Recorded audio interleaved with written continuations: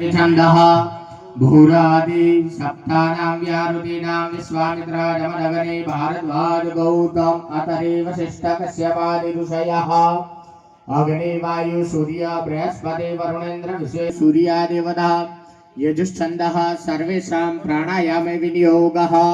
એ જળ તમારી થાળીની અંદર મૂકી દેવાનો। બે હાથ જોડી આંખો બંધ કરી દેવાય ઓમ નમો ભગવતે વાસુદેવાય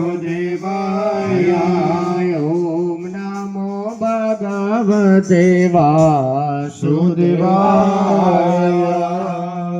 પ્રાણાયામ યજમાન ભાલે સ્વસ્તિ મંગલ તિલકંબા। બે હાથ જોડી નમસ્કાર કરી રાખો। अथ भद्र सुक्तरम पठेत।